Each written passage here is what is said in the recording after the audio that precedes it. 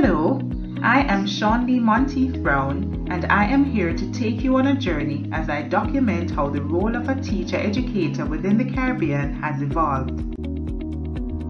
Sit back, relax, and enjoy the wonders you will learn about the advancement of the role of teachers from the 19th century to the 21st century and beyond. In the 19th century, educational systems in the British Caribbean and during colonialism differed from what exists today. Prior to emancipation and during plantation slavery, formal education was not available to slaves.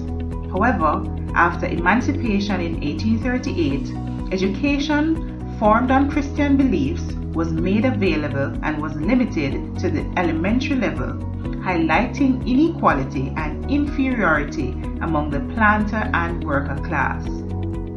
This was evidenced where King stated that the provision of elementary education was a direct response to a perceived need for social control of emancipated slaves.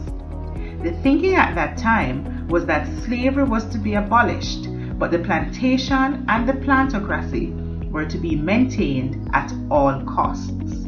Advancements allowed limited training of teachers according to instruction and classification, and rewarded teaching students or teacher-trained students who were successful in classroom management and teaching methodologies that promoted collaboration.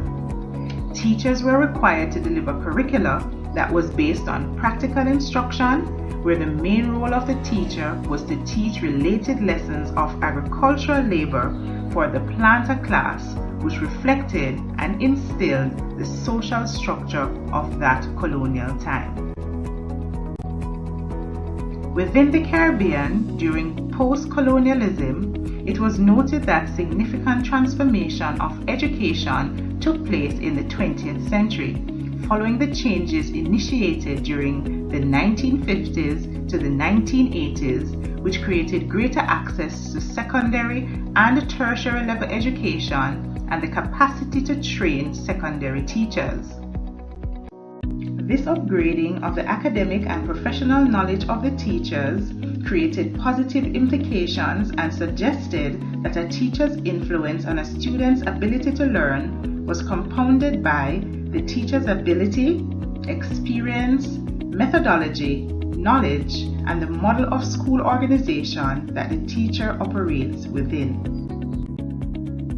Jennings 2001 stated that in the late 1990s, from a survey conducted in 8 countries within the Caribbean, it was reported that a teacher's role placed no emphasis on how to treat with low achievers and included limited pedagogical use of technology in teaching. From the principal's perspective, teachers were mainly being trained as a knowledge giver rather than a facilitator of learning, which is the role being promulgated as being the most suitable. Within the Caribbean, due to the effects of post-colonialism, which are intertwined into the physical and material conditions of a school, it made it difficult for the pedagogical shift to be successfully implemented. Also in the 1990s, there was evidence of the shifting roles and relationships guiding the delivery of instruction and the interaction between students and teachers. The emphasis on student-centered approaches, which allowed students the opportunities for self-directed learning, and the teachers becoming facilitators, guides, and mentors, created a space that fostered cooperative learning. The role of the teacher following post-emancipation required them to gain competencies to facilitate integration across subject areas, placing priority on critical thinking, problem solving, and learning of mixed ability groups in an effort to meet the imperatives of a rapidly globalizing economic environment. As we enter the 21st century, Jews and Kotnik presented differing views according to gender of the concept of the roles of a good teacher. This study highlighted that female pupils favored teachers whose roles included effective classroom management and teaching styles, whilst males emphasized that the role of a good teacher would be to show more assertiveness and control over pupil behavior. Brissett, after conducting a thorough analysis of the legacy of colonialism, which highlighted inequity in the educational system mainly due to plantation pedagogy, it was found that structurally, within the 20th century moving into the 21st century, little change from the plantation pedagogy was observed. The change reflected a flawed post-colonial education system within the Caribbean that requires revamped modeling that engenders citizens to be socially and environmentally aware and responsive.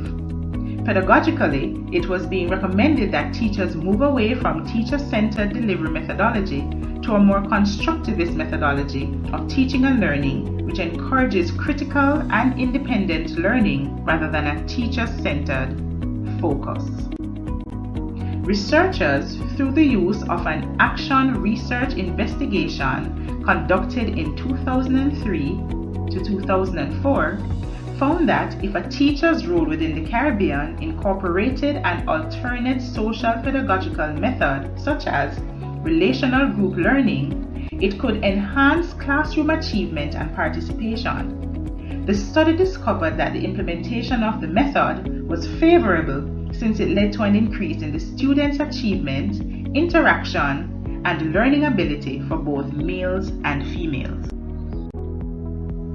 Within the early 2000s, Abdul Majid from a research conducted indicated that the role of the teacher should not only be focused on pedagogical development, but must also focus on the development of students' social competence development through being good role models to students. Teachers would situationally model the ideal behavior expected of students so that the students are able to exhibit the good behavior and desist from behaving negatively. In cases of negative behavior, control mechanisms are implemented by the teacher for the individual or for the group of students. The concept of the teacher as a role model is depicted in the next video.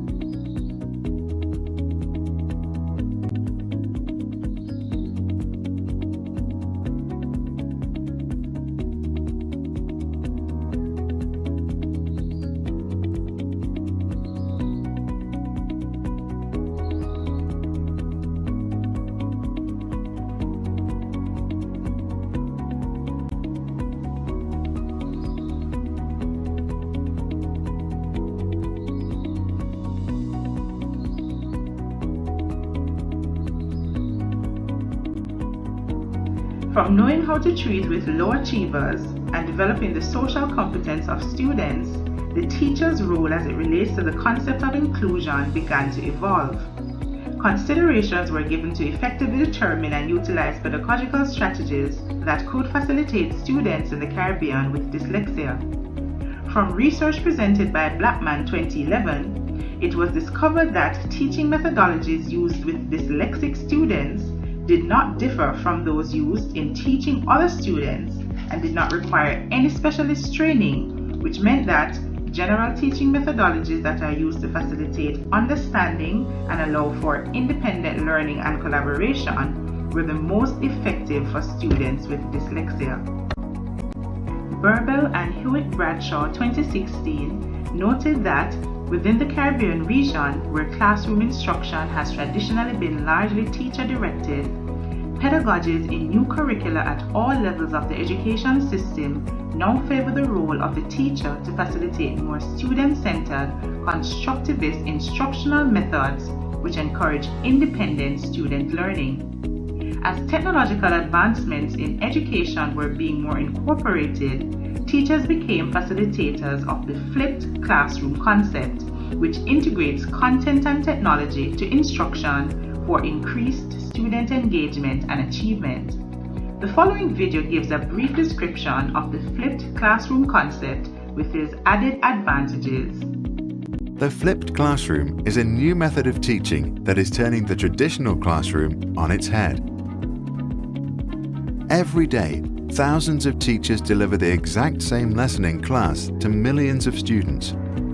Every night, millions of students sit over the exact same homework, trying to figure out how to solve it. The flipped classroom is turning this upside down. Traditionally, students listen to lectures and take tests in class, and read textbooks and work on problem sets at home. In flipped teaching, students first study the topic by themselves, typically using video lessons on YouTube, and then apply the knowledge by solving problems and doing practical work in class. Modern schools who flipped their classroom report many benefits. 1. It allows all students to learn at their own pace, as videos can be watched again. 2. It's more efficient, as students enter the classroom prepared to contribute. 3. It enriches the classroom, as more time can be spent on group work and projects. 4. Doing homework in class allows students to help each other, which benefits both the advanced and less advanced learners. Flipping also brings changes for teachers. Traditionally, teachers engage most with the confident students who ask questions. Flipping allows teachers to target the students who really need help, instead of just those who are confident. Also, instead of instructing from the front, teachers guide on the side. This allows them to work more closely with individuals or small groups. From a 21st century perspective, AMIN 2016 identifies that the role of teachers in the teaching and learning process has shifted from a content presenter who is the authority of knowledge to a facilitator and coordinator who inspires students to think critically.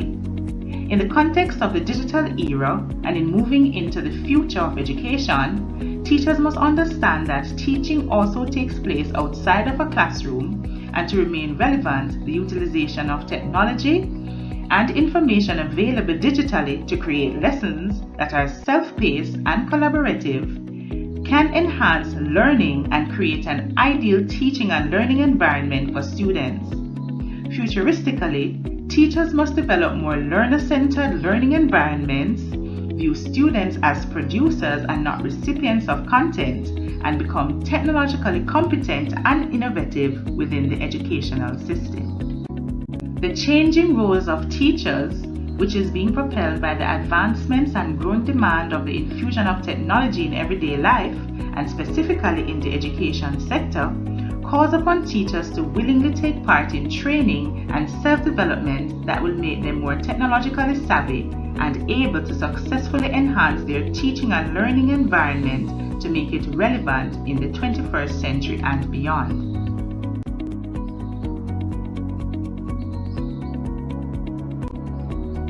In closing, you have seen the inception of the role of the teacher from the 19th century, birthed from colonialism, with a minor evolution taking place post-colonialism during the 20th century. This evolution, heavily influenced by the post-colonial stigma, made greater shifts in the pedagogical methodologies incorporated during the 21st century, including a more student-centered teaching and learning environment. Futuristically, it is important for teachers to embrace the positive impact technological advancement can have on education once teachers are trained how to appropriately incorporate technology to enhance learning. I hope you enjoyed this timeline. Thank you for watching.